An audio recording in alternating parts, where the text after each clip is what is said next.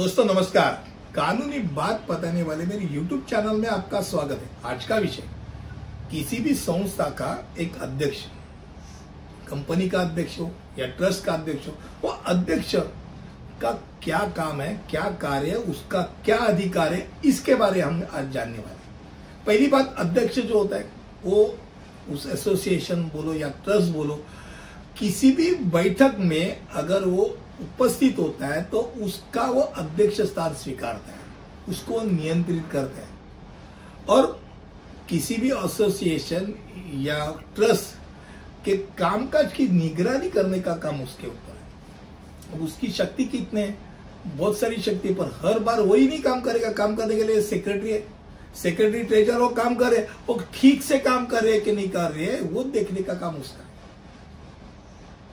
अगर मान लो अध्यक्ष किसी भी समिति और उपसमिति या कोई यूनिट है, मान लो किसी ने कंप्लेंट किया भाई इसका मीटिंग ही नहीं लिया जाता है, तो वो मीटिंग बुलाने की ताकत उसकी होती है। He can call the meeting. और जब मीटिंग बुलाई जाती है तो अध्यक्ष का जो शब्द है वो अंतिम होता है, यानी उसका निर्णय अंतिम होता है। अगर उसने बोला ना फलाना फलाना चीज ये मैं डिक्लेयर करता हूं ये ही होगा, तो वही होगा।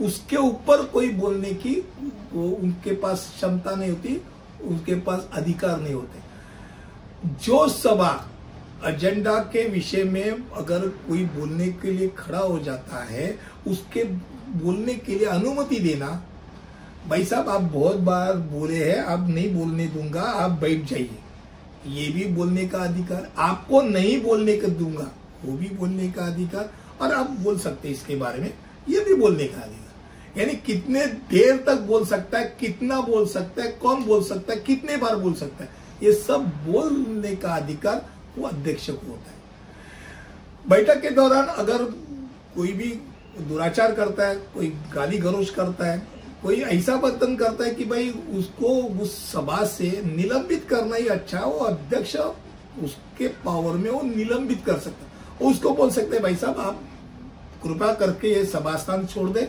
आप बाहर जाइए, आपने जो किया है वो हमको मान्य नहीं है, मैं अध्यक्ष हूं, मुझे लगता है आप इस सभा में बैठने लायक नहीं, आप कृपा करके आप बाहर चले जाइए।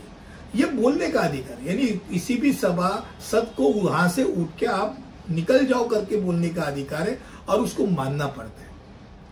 अब मान लो विवादित मामला है और कोई भी व्यक्ति विरोध कर रहा है कि भाई मुझे फलाना फलाना चीज मुझे पसंद नहीं, आप उसके ऊपर मतदान लीजिए।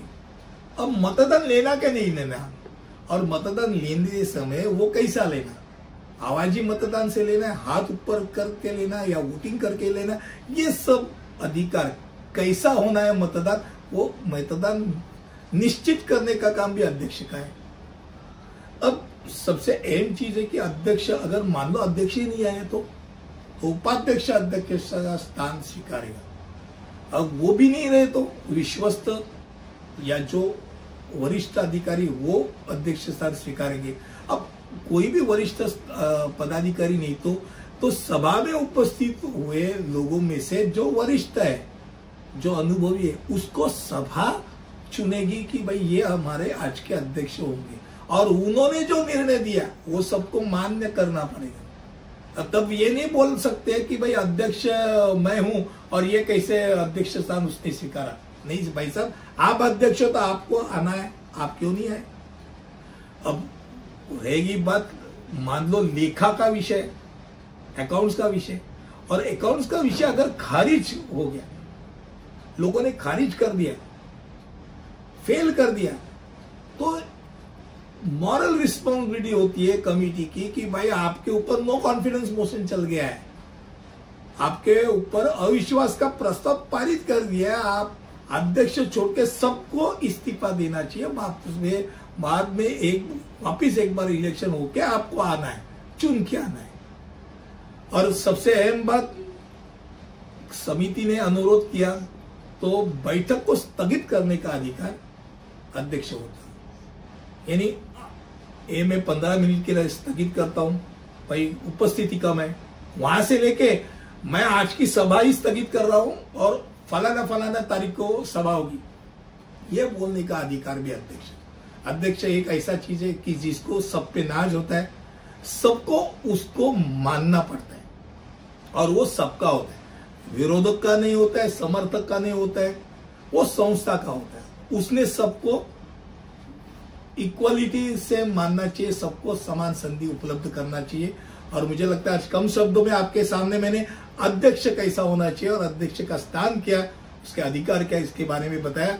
अगले वीडियो में ऐसे कुछ लेकर आऊंगा, तब तक के लिए अनुमति दीजिए। धन्यवाद।